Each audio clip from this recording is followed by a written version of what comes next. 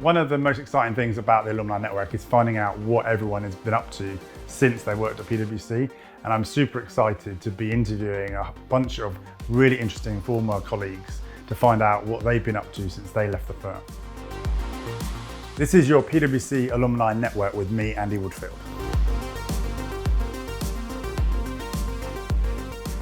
Today I'm going to be talking to Freddie Bob Jones.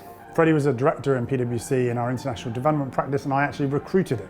So I'm particularly excited to talk to Freddie. He was with the firm for over 5 years. He's done lots of really amazing roles in the international development space, including going on a secondment to PwC in Kenya, where he is based today. So we're going to be chatting to Freddie in Kenya to find out what he's up to. Hey Freddie, it's been a long time, and it's a pleasure to see you. Tell us a bit about your career journey and what you're up to today. Yeah, it's been a while. Thanks for having me on. I think my career could probably be summed up in 4 words. Adventures in international development. I've been working now in international development almost 20 years. Can't quite believe it myself.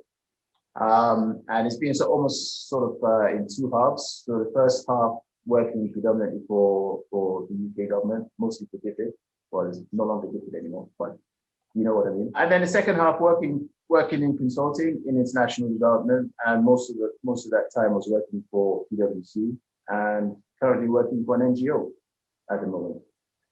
And in terms of what I'm doing at the moment, I'm working for an FCDO-funded sexual reproductive health program. It's working in 15 countries, predominantly in Africa, but we've also got some operations in Asia as well. And you're based in Kenya now, aren't you? Yeah, based in Kenya. Been in Kenya. Well, I came down to Kenya with the firm, with PwC, initially on secondment, as you know. So yeah, I spent 2 years with the firm here, which was great, had fun. And yeah, the family decided they wanted to stay on. So after the secondment ended, so found another opportunity and currently working on this great project. So what's life like in Kenya for you these days? Yeah, it's kind of it's cool. I got 2 young boys, Theo and Joshua. Theo is now 7, Joshua is 5. So it's kind of cool for them to, experience life outside of the UK for a bit. My wife as well, she's American, and she's never been to Africa before coming to Kenya, and she seems to love it. So yeah, it's good. It's a nice sort of work-life balance. Work is cool, tough sometimes, but you also get a good sort of balance of all things outside of the workspace. Good to get to go on safari sometimes. Yeah, that's so cool. I've not been back into Nairobi for ages. It feels like way too long, but hopefully I'll get back soon and we can properly catch up. Unless I can convince you to come back to PwC at some point, which I am absolutely desperate to do. So so we've had it's been a bit weird, hasn't it, the last couple of years? What sort of challenges have you had over the last year? Yeah, it's been a mental year really. COVID has been the biggest challenge I've faced in my professional life to date. On the personal front, it was quite tough because obviously the kids were off school. In contrast to the UK, Kenya kept kids at home basically for the whole of last year. So that was kind of tough, not being able to see friends, family, locked down with the kids, homeschooling, all that kind of thing. And then on the work front, that was pretty dynamic. So all those operations in those 15 countries, a lot of them had to shut down because of the risk. Because basically the project is delivering sexual reproductive health interventions, service delivery to women and girls. So face-to-face stuff. Face-to-face stuff, yeah. So basically clinics and everything. So obviously those had to be shut down in response to government directives in those various countries. So we had to kind of pivot the team here in Kenya to work remotely and then make sure that the people who are working in those 15 countries are working in a safe way. So that was tough. But we got it done. And we're still here. That's cool, isn't it? One of the things I've been really keen to kind of ask people in these alumni videos is to see if there's something that you learn at PwC or an experience you had at PwC that really stays with you. Is there something you can think of that you really learned at PwC that you use still today? I think think there's quite a few things which I kind of had within me before I joined PwC, but were kind of reinforced or built upon when I joined the firm, and still with me since leaving. So I think things like making a difference, caring for one another, and then the other thing as well, which kind of really helped me when COVID struck, was having a sort of balanced approach to managing risk. That really stood me in good stead, because basically the proverbial kind of hit the fan last March. So all of these countries were kind of grinding to a halt. So it's a payment by results program that I'm on. So if we don't deliver results, we don't get paid. And IPPF has a very large liability running on this program. So it was up to me as the person sort of leading operations to kind of make sure that we had a sort of balanced approach to managing risk. And I think I learned that quite heavily when I was at PwC, and that stayed with me and helped me out quite a lot. That's cool. So in terms of what stays with you, it's kind of that kind of rigor of program management and managing risk. Yeah, definitely not. I mean, I remember with great fondness my various encounters with risk and quality, both in the UK firm and also in Kenya. So I was kind of, thanks to those guys, I was well prepared when COVID hit, because we were able to kind of put together like a sort of red, amber, green matrix, which we used with FCDO and also with our consortium partners as well, basically meeting every 2 weeks to see how things were happening across various countries, pivoting, responding to things when they hit. So that was really cool. Really appreciate that. Yeah. So what does the future look like for you? Yeah, it's an interesting question. I mean, for me, I want to kind of, after I finish on this program, I'd like to pivot into the sort of technology space in development. And what that means specifically is around maybe working for a tech firm that's doing cool stuff in Africa. There's a few examples which folks know about, like Uber, for example. Uber already scaling up across Africa, Amazon, Twitter, Facebook, WhatsApp.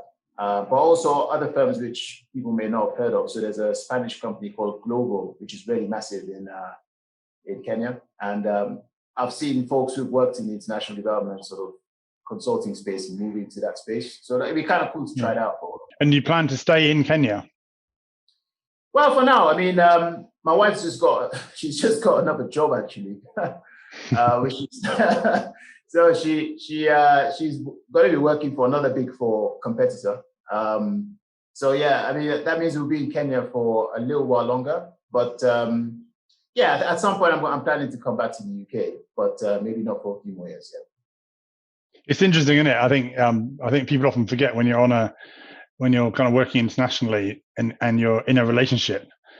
It doesn't always work perfectly that you've both got a really exciting role or you're both comfortable, and then you might want to stay longer, but she doesn't want to stay longer, or she might want to stay. I remember trying to convince you to go to Kenya, and it was all about convincing your good lady. But how do you make that work and keep that in balance? Yeah, it's a good question. I mean, when as you just said, I mean, Tracy, my other half, she was a little bit apprehensive about coming to Kenya because she'd never been to Africa before. But once she was on the ground and kind of saw the different things you can do here, she really sort of fell in love with living here. And then, for a while she wasn't working, because when we came over here, it had just been after Joshua, our youngest, had been born. So she was off work. But then she kind of got into work and started working in renewable energy. It's kind of her field. And yeah, there's a lot of opportunities here. And so she's kind of, gotten to know people. She's kind of transitioned into interesting roles. And now she's at the point where she doesn't want to leave. So so it's kind of, we've gone so full circle in a way. But yeah, I'm pretty sure at some point down the line, we'll probably move on from Kenya. You get to the point where you've had your experience. Now you want to move on, and now she's just starting hers. It's amazing, isn't it? I don't know how many people appreciate what a hub Kenya is for international development and technology as well. It's amazing for that, isn't it? Can you give the folks who might be watching a bit of a plug for Kenya?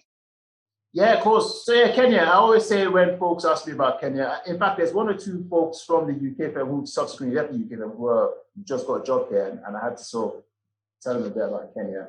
I think it's one of the places in Africa where if you're coming from the West, it's very easy to acclimatize yourself to living and working here. So the infrastructure is great. The workforce is excellent. Kenyan sort of warm hospitality is legendary. There's a lot here in terms of most organizations who work in Africa tend to headquarter in Kenya. And so you got, private sector, the NGO sector, the UN sector as well is pretty big here. And also it's quite cool in terms of the climate. So one of the things someone told me before I moved here was that the climate in Kenya is always consistently 23 degrees. It might vary up and down sometimes, but it's very sort of consistent. So it's very sort of nice climate. And there's cool places to go on holiday as well around the country, and it's very accessible. That's what I'd say. So come to Kenya. And it's a safe place, isn't it? I mean, it feels, apart from a few major incidents, but we've had our own major incidents in London as well. So I mean, it's safe, I mean, Nairobi, the capital is like any major capital in a major country, where you have certain areas of the city where I wouldn't advise you to go by yourself. But that's like any other city around the world. By and large, it's pretty much a safe place, I would say. We feel have they fixed that airport yet? Yeah. It's I think last time I arrived into what was like a multi-story car park, I think. I remember that. It had a big fire, didn't they? Yeah. Jomo Kenyatta Airport. It's they fixed it up. They've got several terminals open now. They're building extensions as well. So in fact, there's a massive sort of expressway that they're building from the airport into the central business district, which the Chinese are helping them build. So yeah, a lot of things have you won't recognize a lot of things when you come back. A lot has changed. Oh, amazing. I love that. Here, so when you think about your future, is there anything you think PwC can help you with? Yeah, I think it'd be cool to hear from folks in PwC, either within firm now or alumni, who have got an interest in technology development or in Africa specifically. It'd be great to connect to those guys and just maybe sort of talk about opportunities that maybe I could help them with now in my current role, because we're actually doing some cool technology stuff on this project as well. But also just to sort of shoot the breeze and just explore what could be done down the line. I think that'd be kind of cool. Yeah, so your brother works for PwC, doesn't he? Yeah. So like you are like the sort of poster boy for the PwC family. Well, both of you. I remember when I saw his name, I'm like, oh my God, there can't be another Bob Jones. It must be the same family. So do you get kept up to date with the PwC gossip from your brother? Yeah. Well, I'll keep in touch with other folks as well. But in fact, he told me about I think he had a webinar recently that he hosted with Kevin Ellis and some of the other partners. Yeah. About the child, I believe, and one or two other folks talk about things 1 year on from George Floyd. So yeah, he keeps me in the loop in terms of what's going on. So I'm really proud of him. It's important stuff that he's working on. And I think, like Andy, I think you kicked off the Color Brave kind of like series and stuff. So I know he's been involved in some of that stuff as well. So he's like really stepped up as a role model. It's not easy to do. Whatever the topic, but he's really sort of stepped up. It's been really impressive, actually. Yeah, it's really sort of personal for him in terms of the resonance and all that kind of thing. So it'd be really cool to see him kind of move into that space. Long way. That's cool. Exactly. So we got just over 70,000 PwC UK alumni, and that they may all be watching us. You never know. Is there anything you would like our alumni to know? Yeah, I think 70,000. Wow. That's a massive number. And if you add the sort of folks currently working for the firm as well, plus the wider kind of PwC network, that's a massive reach. I think for me, sort of one of the things which would be really cool would be for folks to know a lot more about Africa. even myself, with all of my kind of connections into Africa, I still felt I realized I didn't know as much as I could know when I moved over here in 2016. And I'm still finding out a lot more about Africa. So I think for me, it'd be great for the network to know that Africa is open to business, to try and understand Africa and the opportunities available for folks working across the various sectors that the alumni work for. 55 wonderfully diverse countries. So yeah, it'd be cool for folks to understand more about this last true emerging market frontier. And also don't be shy to explore the continent. There's great opportunities for, once things return to normal in terms of travel, consider Africa as a place for holidays and exploring. I always find myself reminding people that Africa isn't a country, it's a continent, and that every single country is really, really different. And even within, I was always amazed in Kenya how different Kenya is, in terms of all the different parts of Kenya and the different cultures and backgrounds, and it's, people behave and think really differently in the different counties. In terms of the African countries I've spent time in for work, is one of the most diverse countries in Africa.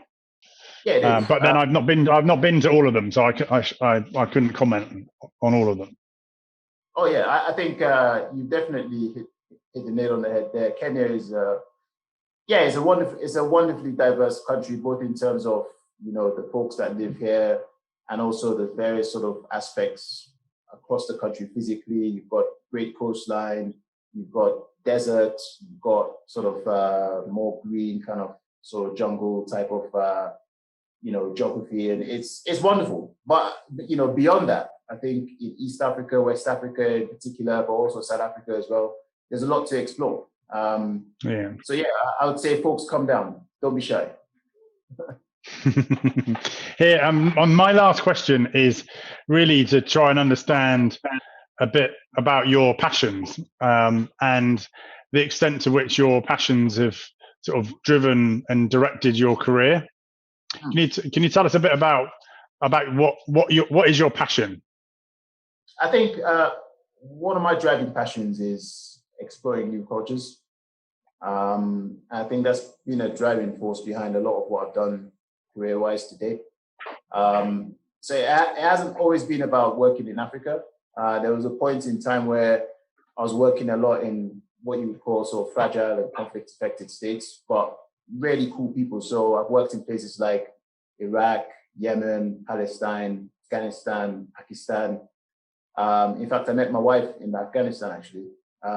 She's not Afghan, but I met her there. And it's been really, all of those countries have been really cool just to experience the various cultures, talk to folks. It's amazing how a lot across all those countries I've worked in, a lot of people kind of like follow the Premier League in the UK, which is a bit weird. I know how much you hate football. Yeah, but that's a great sort of like icebreaker for folks across the world. And so that's been like a really driving force behind a lot of what I've done. But the other passion is Africa. Even though I was born in the UK, but born to Trinidadian mom and Sierra Leonean dad, and then spent pretty much most of my sort of formative years growing up in Sierra Leone. So I've always had this sort of desire to come back and work here, which I kind of did with the firm initially, and then sort of moved on beyond that. So yeah, I've been in Kenya now 5 years, enjoying it. So I'd say, meeting new people, new cultures, and Africa are kind of like the passions that have driven me to where I am today. That's so cool. Here, Freddie, thank you so much for your time. It's been great to see you. I didn't realize it'd been 5 years. I feel like we're still connected because I feel like we chat on social media quite a bit. But it's great to see you face to face, and I look forward to hopefully catching up with you in person at some point. And thanks again for your time, and I hope everyone finds it interesting to learn a little bit about Kenya and your story. Definitely, Andy, and make sure we get to see you down in Kenya soon enough. I'll have a beer with you. Absolutely. Good stuff. Thanks.